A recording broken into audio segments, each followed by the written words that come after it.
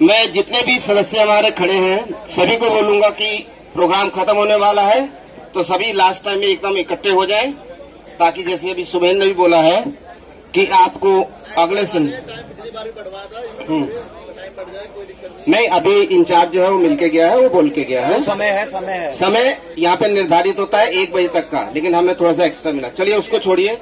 आज हम जो यहाँ मौजूद हुए हैं, हमारा एक ड्राइवर भाई जो शहीद हुआ है या दुर्घटना का शिकार हुआ है, उसके शोक के लिए इकट्ठे हुए हैं, ताकि आगे से किसी भी ड्राइवर भाई के साथ ऐसी घटना ना हो। यहाँ पे हम प्रशासन की जिम्मेदारी सौंप रहे हैं, लेकिन साथ साथ हम सबकी भी इंडिविजुअल जिम्मेदारी है कि अगर किसी भी ड्राइवर के साथ कहीं भी कुछ होता है तो आप कम से कम गाड़ी रोक के से पूछ तो लें, क्या परेशानी हो रही है, क्या बात हो गई। अगर आप ऐसा करना शुरू करेंगे तो प्रशासन भी जागेगा। हमें प्रशासन को जगाना है, अपनी एकता को बढ़ाना है, और हम सब ड्राइवर हैं, ड्राइवर के नाते आज यहाँ में मौजूद हैं। सभी ने बहुत कुछ बोला, बहुत अच्छा बोला। कुछ जानकारियों का अभाव है, समय कम है। जानकारियां जैसे अभी प्रकाश जी ने बोला था, मैं बता दूं, आप किसी भी होटल के अंदर जाकर पानी की मांग कर सकते हैं, शौचालय की मांग कर सकते हैं। ये आपका कानूनी अधिकार है। किसी भी होटल में, चाहे वो सिंगल स्टार हो, 2 स्टार हो, 3 स्टार हो, कोई भी आपको मना नहीं कर सकता। उनको लाइसेंस मिलता, उसमें एक कंडीशन लिखी रहती है कि हमारे यहाँ जो भी आएगा हमें उसे जल प्रदान करना पड़ेगा, जल प्रोवाइड करवाना पड़ेगा, पीने के पानी के लिए, शौच के लिए। किसी भी लेडीज को कोई भी हॉस्पिटल हो, कोई भी होटल हो, कोई मना नहीं कर सकता है। तो ऐसी बहुत सारी जानकारियां हैं। जैसे हम बात करें संविधान की, तो उसमें आर्टिकल बहुत सारे हैं, जिसमें एक आर्टिकल हमें समानता का अधिकार देता है, लेकिन आज तक किसी ने भी हमें एक समान समझा नहीं है।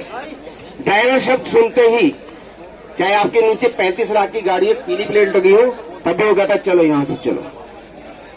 तो आपको अपनी एकता, अपनी मजबूती खुद बनानी है। और अभी जैसे सुमेर भाई ने बोला कि अगले हफ्ते हम परमिशन की कोशिश कर रहे हैं, तो मैं सभी को आह्वान खड़े हैं। शोषण तो हमारा वर्षों से होता रहा है।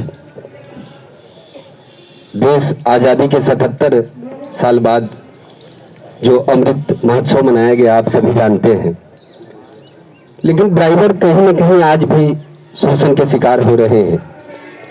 और आज हमारे विजेंद्र शाह जी को सड़कों पर घसीट घसीट कर मार दिया जाता है, और सारे लोग, सिस्टम, प्रशासन, मैं किसी एक पे क्या बताऊं, कदम कदम पे हमारा शोषण होता है। ये आज एक ड्राइवर के साथ नहीं है, हर रोज कहीं न कहीं से खबरें आती हैं कि इस तरीके की घटनाएं रोज हो रही है। अभी थोड़े दिन पहले आपने देखा होगा सोशल मीडिया पे, निर्मल में दुर्घटना होने के बाद एक ड्राइवर को पीट पीट के मार दिया जाता है। तो मैं आप सभी से कहना चाहता हूं कि पिछले कई वर्षों से सारे संगठन कहीं न कहीं सरकार को मांग पत्र देते आ रहे हैं, अपनी समस्याओं को बताते आ रहे हैं। अब जो सरकारें पीछे गई उनसे तो हमें कोई गिला शिकवा नहीं है, लेकिन जो सरकार अभी मौजूदा है, ये सरकार 9 सालों में एक बार भी किसी विधायक या सांसद ने किसी खुले मंच से कहा हो कि ड्राइवरों के लिए ड्राइवर आयोग बने, ड्राइवरों के लिए सामाजिक सुरक्षा का कानून बने, कुछ राहत कोष बने। जबकि आप सभी जानते हैं कि परिवहन मंत्रालय में सालाना जो है करोड़ों रुपए बजट आते हैं, करोड़ों रुपए सिर्फ सेफ्टी पे खर्च किया जाता है 2600 करोड़ रुपए।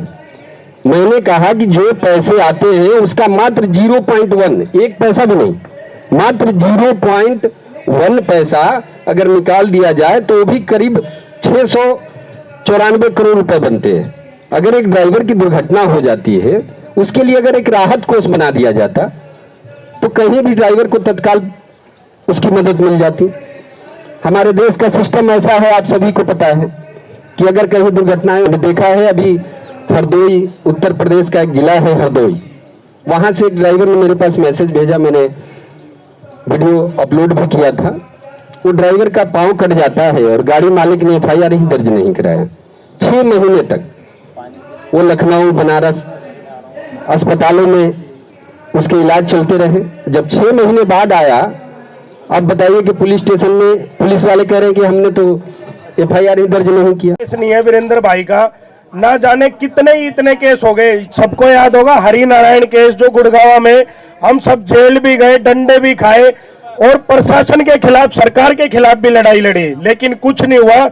लास्ट में जाके हमारे जो चिट्ठी पत्र थे, ज्ञापन थे, वो डस्टबिन में ही जाते हैं। चाहे हम सरकार को कितनी धमकियां दे ले, कितनी रिक्वेस्टें कर ले, कुछ भी कर ले।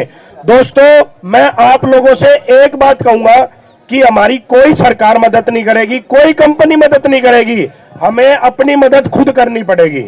मानते हो इस बात को? मानते हो कि नहीं मानते हो?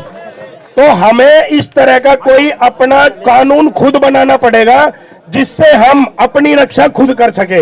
या तो अपनी गाड़ी में हमें कुछ इस तरह का सामान रखना पड़ेगा जिससे हम अपनी सुरक्षा कर सके। और एक जो ये गाड़ी में पीछे हेडरेस्ट होता है ना, ये हटा दो सारे अपनी, क्योंकि हेडरेस्ट की वजह से वो गमछा डालते हैं पीछे से और हेडरेस्ट की वजह से वो ग्रिप बन के गला अटक जाता है। ये आप लोगों को पता होगा। सारे हेडरेस्ट हटा दो, उस हेडरेस्ट की वजह से ही हमारी मौतें होती हैं। और दोस्तों, ये जो वीरेंद्र भाई के साथ हुआ है, ये बहुत ही घिनौना अपराध किया उन लोगों ने। और फांसी की सजा भी कम है यार, क्या होगा फांसी से? क्या होगा, वो मर जाएंगे।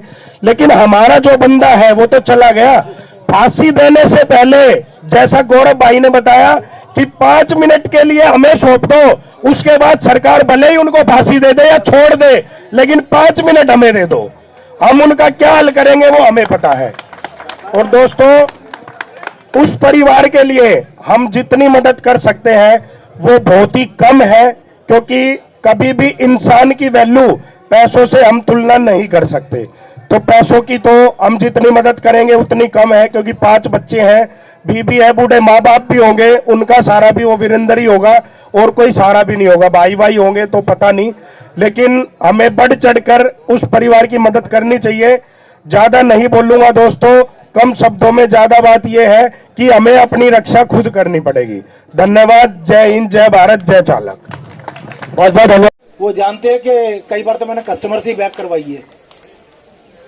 तो लीगली इस केस में कंपनियां, जितनी मेरे को जानकारी मिली है उसके हिसाब से मैं मानता हूं जिम्मेवार सरकमस्टांस एविडेंस जिसे कहते हैं, सरकमस्टांस एविडेंस कंसीडर किए जाते हैं।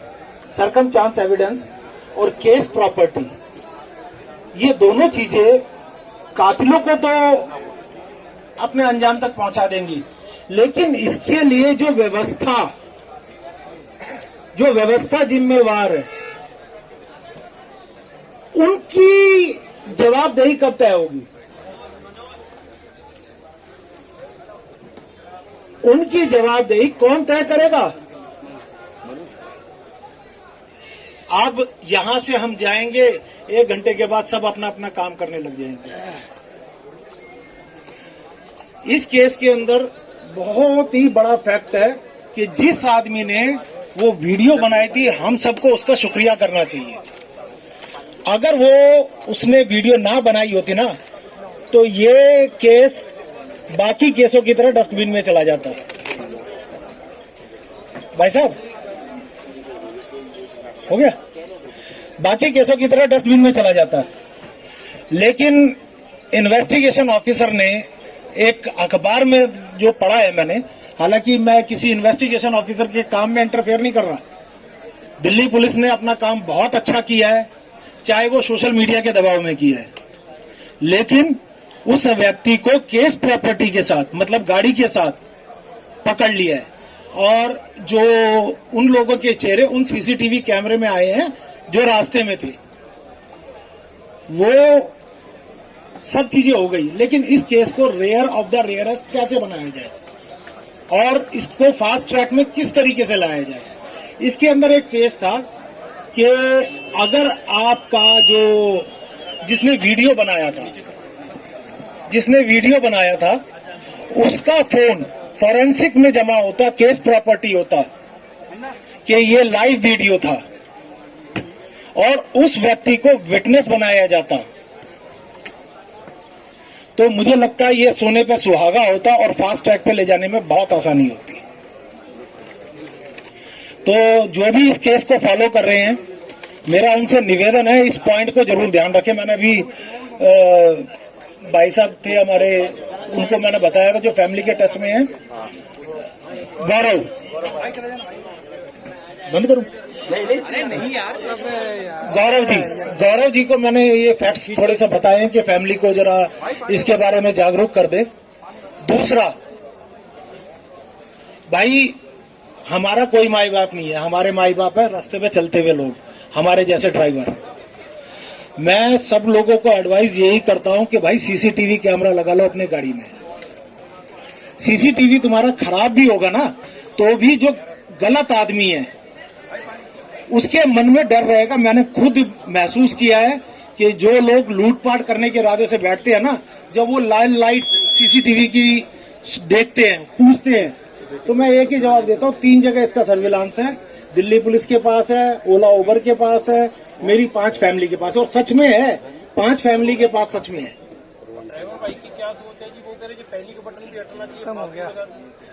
नहीं, पैनिक बटन वो कर नहीं पाया, इसके लिए मैं पूरी जिंदगी अपने आप को कोसूंगा।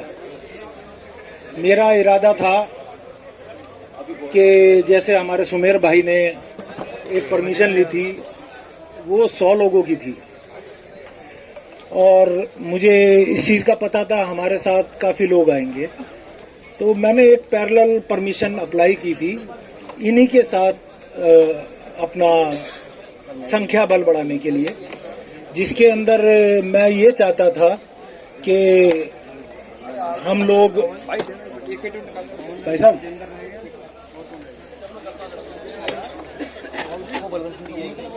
मैं ये चाहता था कि हम ITO मतलब शहीदी पार्क से, तो सभी एक ही बात को दोहरा रहे हैं, कुछ ज्यादा नहीं कहूंगा। सब जागरूक हो जाओ। ये पहली घटना नहीं है, इससे पहले बहुत बार घट चुकी है। ये पहली घटना नहीं है हमारे समाज में। जब लोग जाते हैं, हमारे बीच से निकल जाते हैं, हम जाग जाते हैं, अगले दिन फिर हम सो जाते हैं। यही होता है हर बार। दूसरा, जितने भी NCR में यूनियन है, सभी यूनियनों से रिक्वेस्ट करूंगा कि एक हो जाए, सभी एक प्लेटफॉर्म पे आ जाए, ड्राइवर सारे एक अपने आप हो जाएंगे। भाइयों, आपके बीच में टूट रहेगी तब तक ड्राइवर एक नहीं होंगे। एक अलग ऑफिस, एक अलग ऑफिस, एक अलग ऑफिस। आप छोटे स्टेट में जाओ, एक ही यूनियन है, एक ही कमान है, एक ही बंदा है जिसकी सारे सुनते हैं। हमारे यहाँ 12-15 यूनियनें हैं, इसीलिए ड्राइवर अलग अलग डिवाइड हो जाते हैं। पर एक यूनियन एक दिन जंतर मंतर की परमिशन लेती है, उसी दिन पता चला दूसरी यूनियन ने कहीं और की ले ली। सरकार के पास ये मैसेज पहुंच जाता है कि ये तो आपस में एक नहीं है, 2 जगह कर रहे हैं प्रोग्राम। तो भाइयों, हमारे बीच में एकता नहीं होगी तब तक हम कुछ नहीं कर सकते। हमारे बीच से भाई ऐसे ही जाते रहेंगे क्या करके। और मैं सभी भाइयों से रिक्वेस्ट करता हूं, अपने गाड़ी में, आप लोगों ने देखा होगा हमारे सरदार जी लोग के पास एक होता है, समझे ना, सब वो बड़ा अच्छा चीज होता है धर्म की रक्षा के लिए। हम भी अपने गाड़ियों में कुछ ना कुछ एक डंडा जरूर रखें जिससे आप संभल सके। कुछ नहीं होता है, एक सुआ आता है, देखा होगा आपने, टायर में होल करने वाला, वही रख लो अपने दरवाजे में। अगर इस बाइक पास वो छुआ भी होता है ना, तो खींच के गर्दन पे मार देता उसके जो इसको धक्का दे रहा था। एक औजार जरूर रखें, छोटा मोटा ही रखें जिसपे पुलिस को दिक्कत ना हो। एक ऐसा कुछ भी रखें आप अपने साथ। और फिर सभी से निवेदन है कि भाइयों, ऐसे हमारे बीच में से लोग जा रहे हैं, एक हो जाओ। यूनियनों से भी रिक्वेस्ट है कि एक हो जाए, एक छत के नीचे सारे आ जाए। ठीक है भाइयों, धन्यवाद, बहुत बहुत धन्यवाद सबका। जितनी यूनियन है वो सारी एकजुट हो जाए ना, तो सरकार अपने आप झुक जाएगी। लेकिन समस्या ये है कि आज से नहीं बनी है यूनियन, बहुत पहले से बनी है। अगर ये सारी एक हो जाती ना, तो आज ये दिन नहीं देखना पड़ता हम लोगों को। मैं सबसे ये निवेदन करता हूं, जितनी यूनियन है एक 70 के नीचे आ जाओ, ये सरकार अपने आप झुक जाएंगी। तो भाइयों, सबसे निवेदन करता हूं, जितनी ड्राइवर जाती है, ड्राइवर कौम है, इसको जगाओ और एकजुट हो जाओ। ठीक है, तो मैं यही कहना चाहता हूं, जो आज हो रहा है, आज इतनी सारी सभी यहाँ पे यूनियन इकट्ठी हुई है, आज मुझे थोड़ी खुशी हुई है कि यहाँ सब एकजुट हुई है। अगर ये पहले हो जाता है तो आज ड्राइवर इस कगार पे नहीं खड़ा होता जो आज खड़ा है। तो मैं सबसे यही कहता हूँ भाइयों, सभी यूनियनों का धन्यवाद करता हूँ जो आज यहाँ पे आए हैं। और आगे भी सभी भाई इकट्ठे हो जाएं और सरकार से ये हमारा एक ऐलान है कि केजरीवाल सरकार, दिल्ली में केंद्र सरकार से एक अनुरोध है, जो ये भाई हमारा शहीद हुआ है इसके परिवार को 1 करोड़ रुपए धनराशि जरूर देनी चाहिए। ठीक है भाइयों, बस ज्यादा कुछ नहीं कहता, बाकी वो सभी भाइयों ने बहुत सी बातें बोल दी हैं, अब बोलने को कुछ रहा ही नहीं है, वही बातें हमारी हैं जो भाइयों ने बोली है। धन्यवाद भाइयों, बहुत बहुत धन्यवाद। ग्रुपों में रहोगे तो बस राजनीति चलेगी, व्यवस्था उसने ऐसे कर दिया। और सबसे पहले मैं धन्यवाद देना चाहूंगा एनसीआर के काफी जो भाई जिन्होंने इनके लिए आवाज उठाने की आरंभता की। रवि राठौर जी पिछले 4 दिन से, लगभग 4 दिन से इसी सिलसिले में कभी उससे मिल, कभी इससे मिल, कभी उससे मिल, कभी उसके पास जाकर 2 बजे 3 बजे बाइक से, स्कूटर से, एक हमारे भास्कर भाई अगर हाथ उठाएंगे, भास्कर भाई हमारे बीच में होंगे। भास्कर भाई ऊपर बुक करके भेज रहा हूं, आप वही मिलो, आपको पर्चे वही मिलेंगे। ये जुनून है, यही जुनून मैं हर उस इंसान के अंदर देखना चाहता हूं। और देखो, ये जुनून हमें दोबारा पैदा ना करने पड़े, खास तौर से ऐसा। हाँ, ये जुनून नहीं चाहिए दोबारा किसी ड्राइवर भाई की हत्या ना हो। आज से सौगंध खा के और कसम खा के हमें निकलना है यहाँ से कि अब हमारा ड्राइवर भाई दोबारा शहीद ना हो, हम इसको शहीद ही बोलेंगे, इस भाई को शहीद ही बोलेंगे। क्यों कि आज तक हम चुप थे, शांत थे, तो ये लोग हमारे ऊपर ऐसे ऐसे कलम करते हुए आए। हमें खींच के मारा जाता है, हमें सवारी के द्वारा प्रताड़ित किया जाता है, हमें सरकार द्वारा प्रताड़ित किया जाता है, इन एवरेज कंपनियों द्वारा प्रताड़ित किया जाता है। नई नई कंपनियां अपनी खड़ी करके दूसरी कंपनियों को कहते हैं हमारी कंपनी नहीं है, सस्ते रेटों में। ड्राइवर का सम्मान ही नहीं है। अभी सवारी, कई सारे केस आते हैं, सवारी को बोलती है इसने मेरे साथ गलत व्यवहार करा है, वो ड्राइवर 4 घंटे थाने में बैठा हुआ है, उसकी सुनवाई नहीं है क्योंकि वो ड्राइवर है। सवारी ने कह दिया गलत किया तो गलत किया है, एक तरफा विश्वास। तो इसी श्रृंखला में मैं अगला नाम लेना चाहूंगा हमारे बीच।